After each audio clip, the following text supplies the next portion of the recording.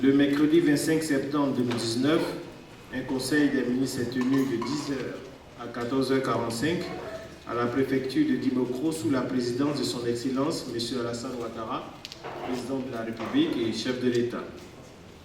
L'ordre du jour de cette réunion comportait des mesures générales, comprenant des projets de décret, des mesures individuelles, des communications et enfin des points de divers. Au chapitre des mesures générales, projet de décret, au titre du ministère de l'Administration du Territoire et de la Décentralisation, en liaison avec les ministères concernés, le Conseil a adopté un décret relatif à l'enregistrement au Registre national des personnes physiques, en abrégé RNPP, et à l'attribution du numéro national d'identification, en abrégé NNI.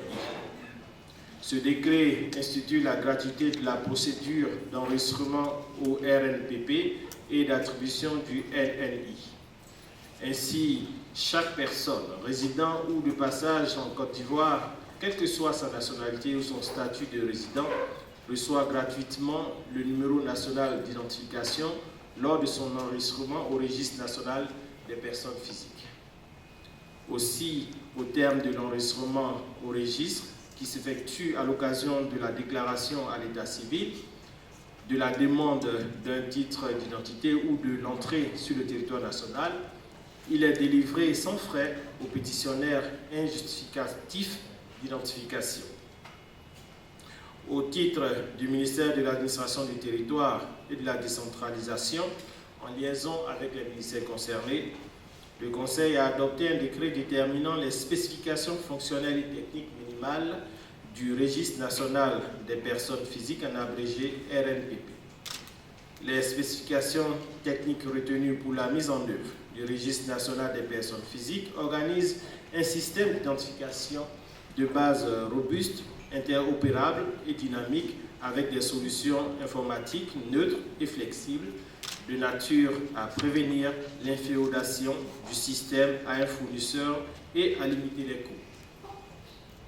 Au titre du ministère de la Construction, du Logement et de l'Urbanisme, en liaison avec les ministères concernés, le Conseil a adopté un décret portant en déclaration d'utilité publique des périmètres mis en réserve du projet de construction de 3 échangeurs à Abidjan. Cette mesure intervient en prélude au lancement des travaux de construction de 3 échangeurs prévus sur le boulevard François Mitterrand, précisément au carrefour de l'école de police, de la Riviera 3 et de la Riviera Palmeraie, en vue d'améliorer significativement la fluidité routière dans la capitale économique. Au titre du ministère de la Femme, de la Famille et de l'Enfant, en liaison avec les ministères concernés, le Conseil a adopté un décret portant création, attribution, organisation et fonctionnement du comité interministériel de protection de l'enfant. Ce comité est chargé d'assurer la coordination, la surveillance et l'évaluation de la mise en œuvre de la politique nationale de la protection de l'enfant, en abrégé PNPE. Il instaure en la matière un cadre multidisciplinaire de coopération entre les différentes entités intervenant dans la formulation des politiques et stratégies de protection de l'enfant. Cette plateforme d'échange et d'action permettra de définir une vision commune et d'assurer une meilleure cohérence des différentes interventions des acteurs institutionnels et associatifs. Au chapitre des mesures individuelles, au titre du ministère de l'Administration du Territoire et de la Décentralisation, le Conseil a donné son accord en vue de la nomination des membres de la Commission centrale de la Commission électorale indépendante CEI. Ainsi, le projet de décret a pour objet l'application de la loi du 5 août 2019 portant recomposition de la Commission électorale indépendante, modifiant la loi du 9 octobre 2001 portant composition, organisation, attribution et fonctionnement de la CEI.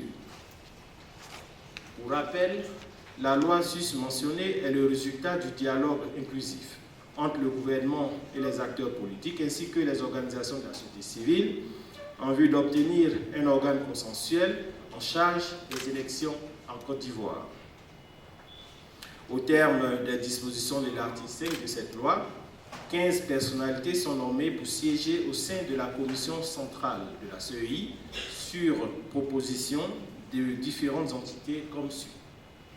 Une personnalité proposée par le président de la République, une personnalité proposée par le ministre chargé de l'administration du territoire, 6 personnalités issues de la société civile, dont un avocat, une personnalité proposée par le Conseil national des droits de l'homme et 4 personnalités proposées par les organisations de la société civile.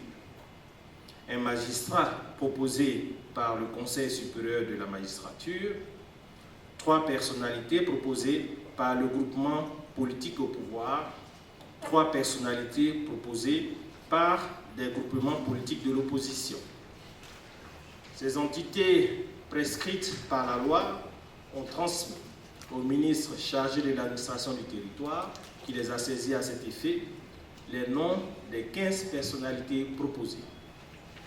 Ainsi sont nommés membres de la commission centrale de la commission électorale indépendante, les personnalités ci-après. M.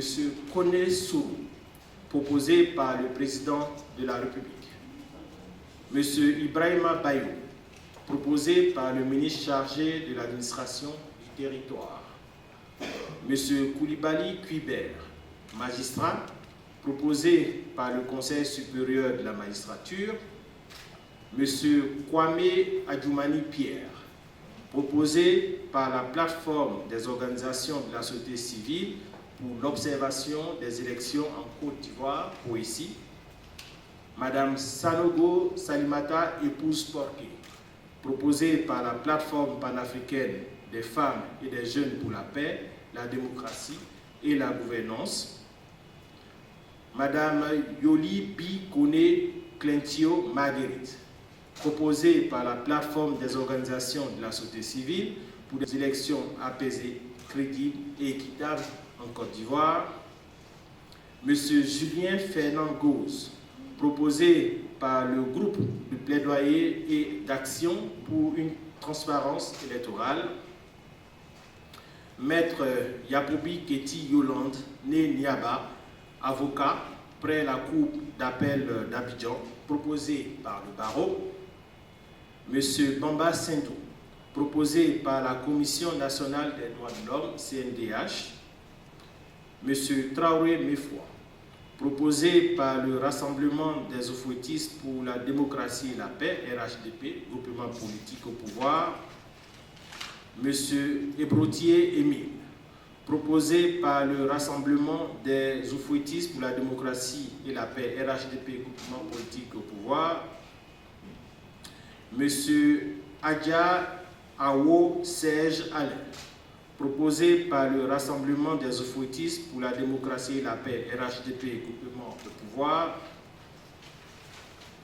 Madame Lagou Adjoa Henriette, proposée par le GPP, AID, UMP et le Renouveau démocratique, groupement politique de l'opposition.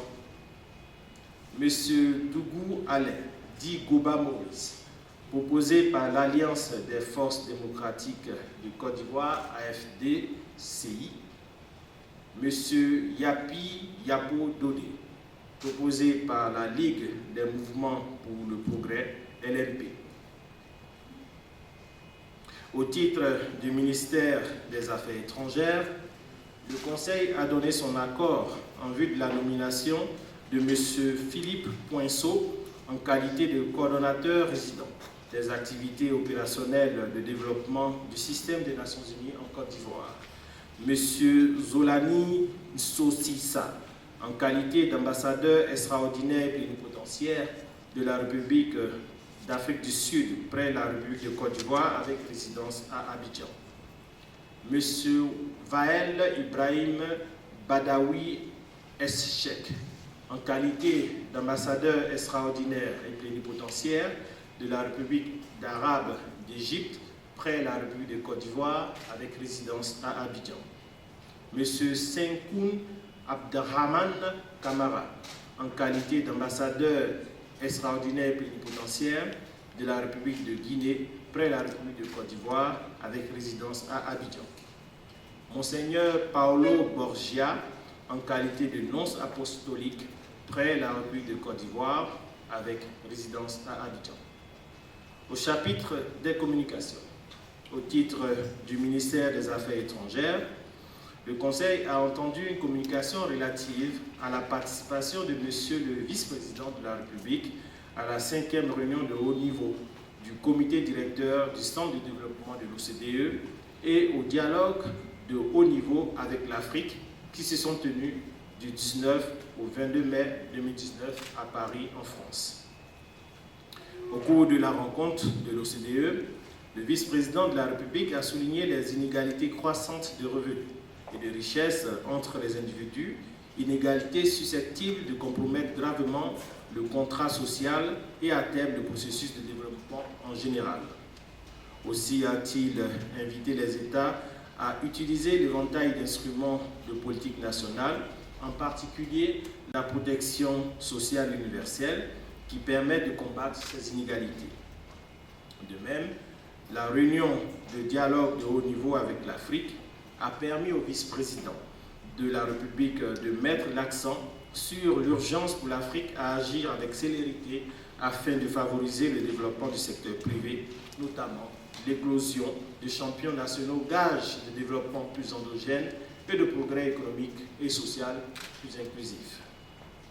Au titre du ministère des Affaires étrangères, en liaison avec les ministères concernés, le Conseil a entendu une communication relative à la participation de Monsieur le vice-président de la République à la 108e session de la Conférence internationale du travail de l'Organisation internationale du travail, en abrégé OIT. Le thème de cette session était « Bâtir un avenir avec un travail décent ». Elle a été l'occasion pour le vice-président de la République, représentant le président de la République, de relever les nombreux motifs de satisfaction au profit de l'action de l'OIT qui a humanisé le monde du travail en le construisant sur les principes fondamentaux de justice, de sécurité du travail et de respect de la dignité humaine. Toutefois, il a exhorté l'organisation à persévérer sur ses acquis sociaux par le renforcement du contrat social et la promotion du travail décent et durable. Au titre du ministère des Affaires étrangères, en liaison avec les ministères concernés, le Conseil a entendu une communication relative à la participation de Monsieur le vice-président de la République à la 23e édition du Forum économique international tenu du 4 au 7 juin 2019 à Saint-Pétersbourg, en Russie.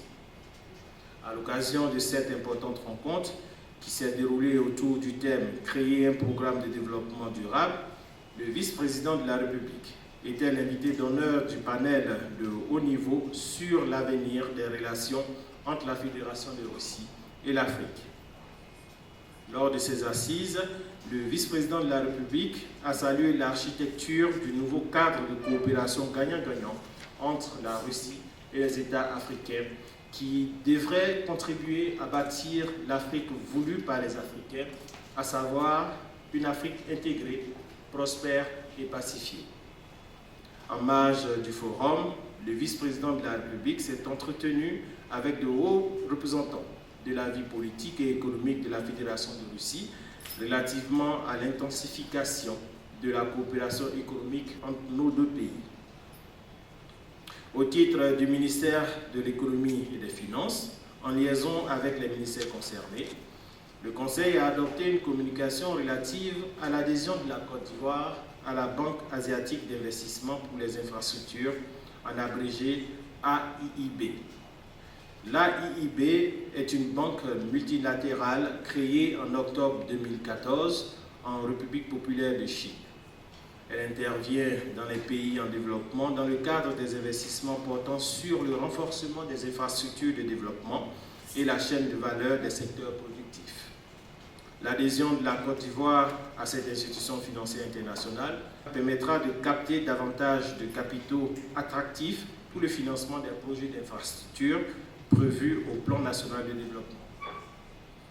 Au titre du ministère auprès du Premier ministre, chargé du budget et du portefeuille de l'État, le Conseil a adopté une communication relative à la situation des opérations de passation des marchés publics au deuxième trimestre 2019.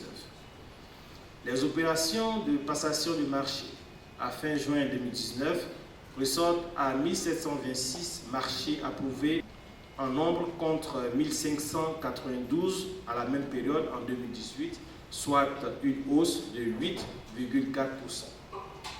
Le montant des marchés approuvés s'élève à 553,6 milliards de francs CFA contre 638,6 milliards de francs CFA en 2018, soit une baisse de 13,3%.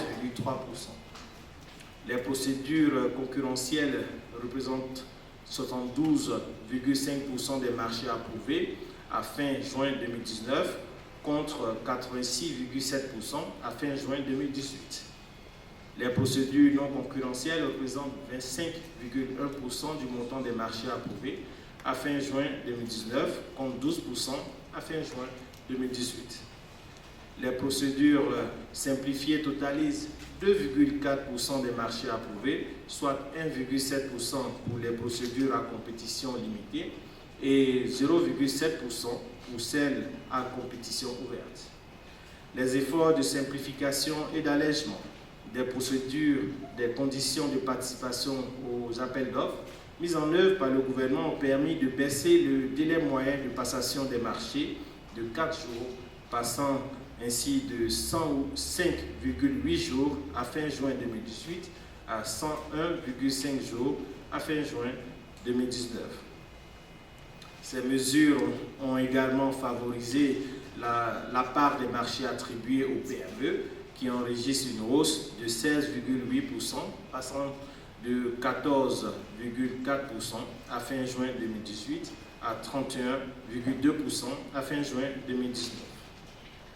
Au titre du ministère auprès du Premier ministre, chargé du budget et du portefeuille de l'État, en liaison avec les ministères concernés, le Conseil a adopté une communication relative au bilan 2018 et aux perspectives de la mise en œuvre du schéma directeur de la réforme des finances publiques 2018-2020.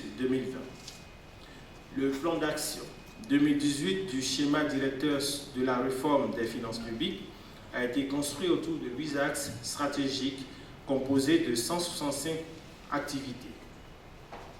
À fin 2018, l'axe prioritaire, l'axe 1, intitulé Fiscalité et gestion des recettes de l'État, enregistre le meilleur niveau de performance avec un taux d'exécution de 69,7%, porté par des réformes ayant contribué au renforcement du recouvrement et à la sécurisation des recettes de l'État à travers la digitalisation des procédures de déclaration de paiement des impôts. Les axes liés à la gestion des finances publiques et des collectivités territoriales et à la passation des marchés publics ont montré moins de performance avec un taux moyen d'exécution de 30%. Aussi, le plan d'action 2019-2020 du schéma directeur de la réforme des finances publiques a été non seulement bâti sur la base de mesures d'amélioration de la performance de notre pays au titre du programme d'examen des dépenses publiques et d'évaluation de la responsabilité financière, mais également en tenant compte des activités non exécutées ou non achevées de 2018 ainsi que des activités prévues en 2019. Ainsi, le plan d'action 2019-2020, comprenant 66 actions déclinées en 213 activités, et ainsi le plan d'action 2019-2020 comprend 66 actions déclinées en 213 activités.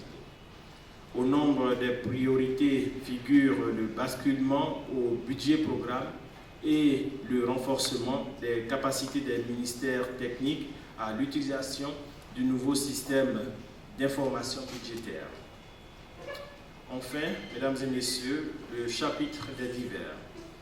Au titre du ministère de l'administration du territoire et de la décentralisation, le Conseil a entendu une présentation du préfet du département de Kwasi-Kro, préfet par intérim de la région du Nzi, qui a présenté à la demande du président de la République une communication relative à la situation administrative et socio-économique de la région du Nizi.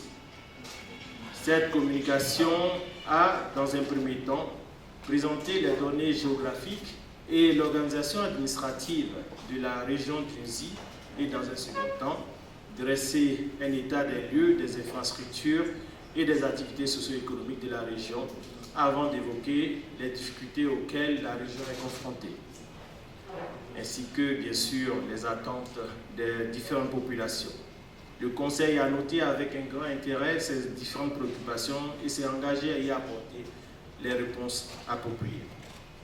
Mesdames et messieurs, nous terminons ainsi le compte-rendu du Conseil des ministres.